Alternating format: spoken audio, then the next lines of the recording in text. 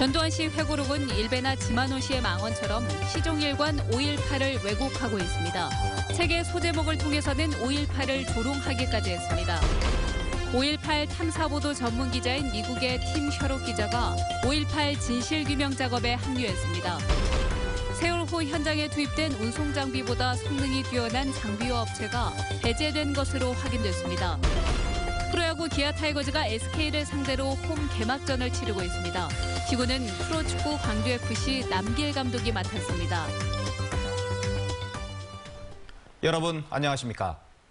전두환 씨가 5.18을 폭동으로 규정한 회고록을 출간했다는 소식 어제 전해드렸습니다. 그런데 5.18에 대한 왜곡이 이게 전부가 아닙니다. 전 씨는 160여 쪽에 이르는 회고록 내내 북한군 개입설 등 5.18을 왜곡하며 지만원 씨나 일베가 주장한 망언들을 쏟아냈습니다. 김철원 기자입니다.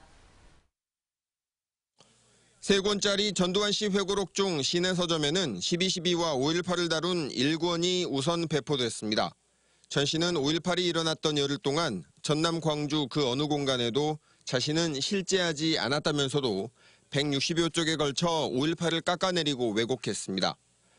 5.18 사망자 중 음주운전과 같은 교통사고 등으로 32명이 숨졌다고 하는가 하면 계엄군이 휘두른 대검과 관련해서는 대검에 날이 무뎌서 사람들 해치기에 날카롭지 않다는 황당한 주장을 합니다. 신군부의 진압 요구를 거부했다 고문을 당해 숨진 당시 안병하 전남경찰국장이 자리를 지키지 않아 시위가 확대됐다며 고 안전국장을 비난하기도 합니다.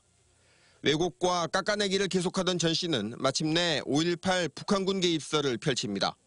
시민군들이 교도소를 공격했다든지 탈북자들의 주장을 볼 때 5.18은 북한군이 개입한 폭동이라는 겁니다.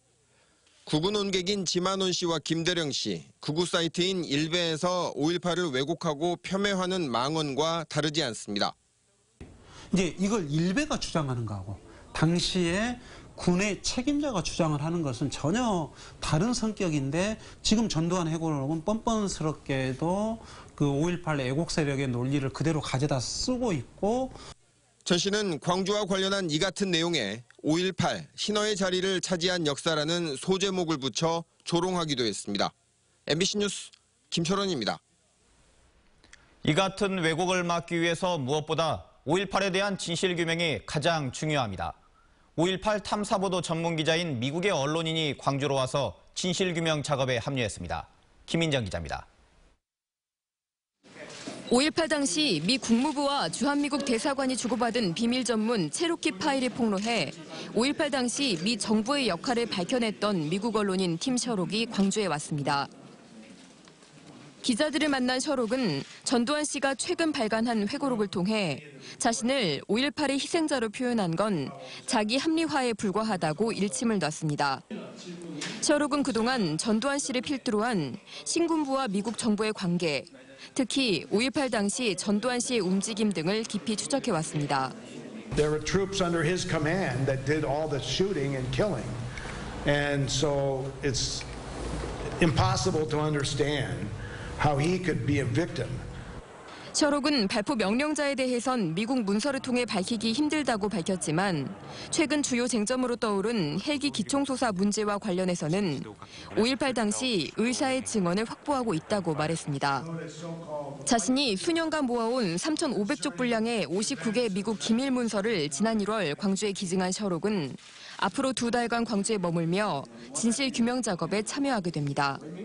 Is to work with, Korean, reporters and people who live here and researchers in understanding the context of these documents. So we understand, what was going on in Korea, what was going on in the United States, and we have a full picture.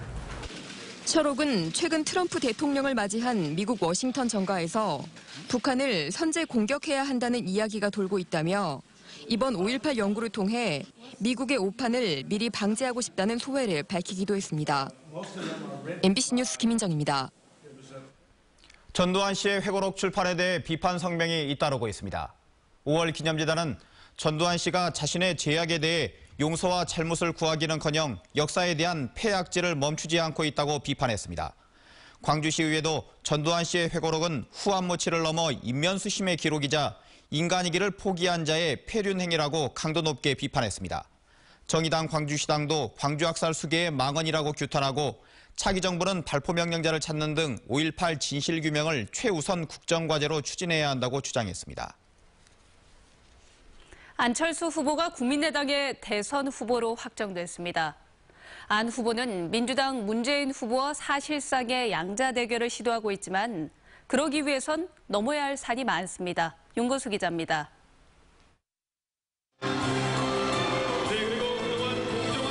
지난해 국민의당을 창당하고 이른바 강철수로 변신한 안철수 후보는 총선에서 녹색 돌풍을 일으켰습니다. 당시 3당 체제를 만든 돌풍의 진원지는 호남. 국민의당에 대한 지지도 있었지만 민주당 심판의 반사 효과가 컸습니다. 이번 대선 국면에서도 안 후보는 문재인 후보와 대립구도를 만들며 지지율을 끌어올리고 있습니다. 문재인을 이길 도전자 누굽니까?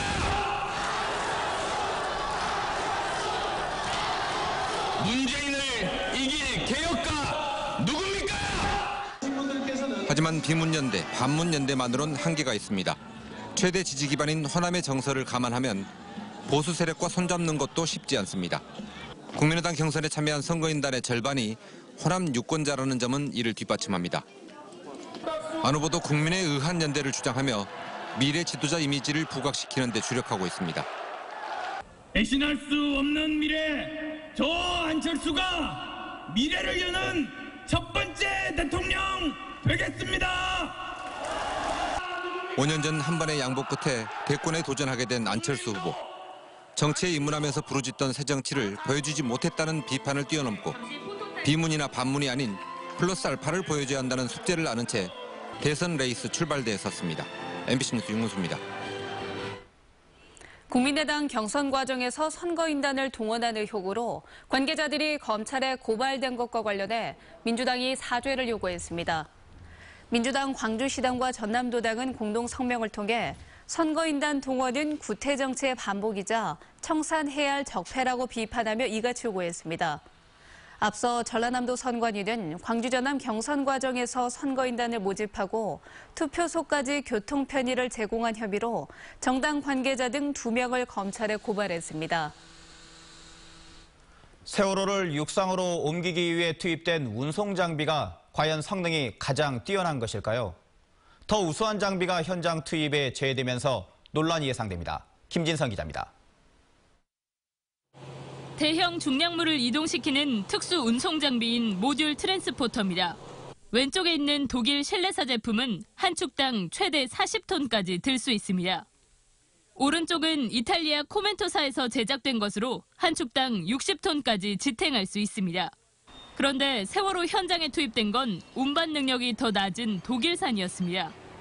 현장에 반입을 또 적절한 시기를 해야 되고 이동성 그리고 안전성 이 모든 종합적으로 검토를 해서 전문가들은 세월호가 화물 쏠림 등으로 무게중심이 선미 쪽으로 기울어져 있을 가능성을 지적해왔습니다.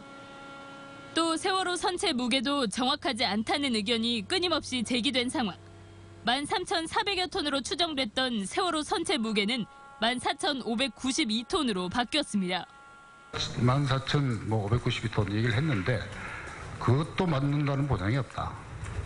도대체 우리 사회설 유지의 숫자를 믿을 수가 없다. 네. 처음부터 운반 능력이 뛰어난 장비가 투입됐다면 선체에 구멍을 뚫거나 운송 장비를 뒤늦게 추가할 필요도 없었던 겁니다. 일부러 용량이 부족한 모듈 트랜스포터를 계약을 했고 그런 상황을 만들어서 저희로 하여금 동결하게 하고 했다면 당연히 그것도 조사 대상이 됩니다. 한 축당 60톤까지 들 수 있는 모듈 트랜스포터를 보유하고 있는 업체는 영암 대불산단 2곳 등 전국에 3곳. 이 업체들은 공동으로 지난해 말 국내 최초로 15,000톤이 넘는 선박을 옮긴 실적도 있습니다. 목포 신항에 있는 모듈 트랜스포터보다 성능이나 실적이 우수한 장비가 있었지만 세월호 현장 투입에는 배제됐습니다. MBC 뉴스 김진선입니다.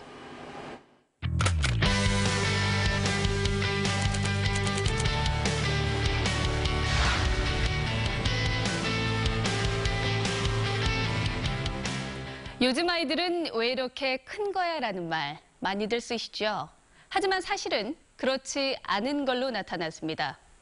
광주 고3 남학생들의 지난해 평균 키는 173.3cm.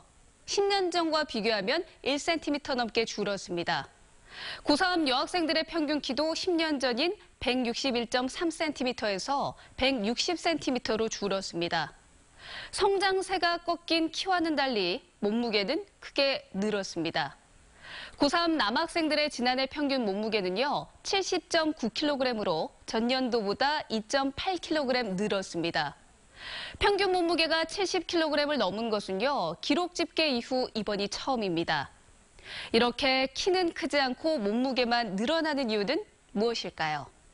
일주일에 한 번 이상 라면과 같은 패스트푸드를 먹는 비율은 70%가 넘고요. 특히 남학생의 경우에는 80%가 훌쩍 넘었습니다. 고교생 가운데 하루 2시간 이상 인터넷이나 게임 등을 즐기는 비율은 고교생이 20.6%, 초등학생도 18.3%로 전년보다 증가했습니다. 칼로리와 염분이 많은 음식 섭취는 늘고 운동량은 줄어들고 이렇게 계속 가다간 10년 뒤 청소년들의 체형이 또 어떻게 변할지 걱정입니다. 오늘의 검색창이었습니다. 기아 타이거즈가 SK를 상대로 홈 개막전을 치르고 있습니다. 광주 기아 챔피언스 필드에서 열린 홈 개막전 10전 이벤트에서는 걸그룹인 레드벨벳이 흥겨운 무대로 분위기를 고조시켰습니다. 또 록밴드 트랜스픽션이 직접 작사 작곡한 기아 타이거즈의 새 응원가도 선보였고 프로축구 광주FC 남기일 감독이 홈 개막전 시구를 했습니다. 양현종을 선발로 내세운 기아 타이거즈는 SK의 6회 말 현재 6대1로 앞서고 있습니다. 뇌물수수 등의 혐의로 김철주 무안군수가 구속됐습니다. 군수의 친형과 공무원들에 이어 군수까지 구속되면서 검찰 수사가 정점으로 치닫고 있습니다. 양현승 기자입니다. 김철주 무안군수가 제3자 뇌물수수 등의 혐의로 구속됐습니다. 광주지법 목포지원은 증거인멸과 도주 우려가 있다며 검찰이 청구한 구속영장을 발부했습니다. 지난해 말 압수수색을 시작으로 검찰이 무안군에 대한 전방위 수사를 벌인 지 5달여 만입니다. 무안군의 연안 정비사업 업체에서 나온 2천만 원의 뇌물이 무안군수 친형에게 전달된 과정, 또 지적 제조사 사업과 관련해 청탁과 함께 2차례에 걸쳐 3천만 원이 전달된 뇌물 사건에 김 군수가 개입된 것으로 검찰은 보고 있습니다. 구속 전 피의자 신문을 마친 뒤 김철주 군수는 취재진의 질문에 아무런 답변을 하지 않았습니다. 그 혐의에 대해서는 전부 다 부인하신 건가요, 그러면은?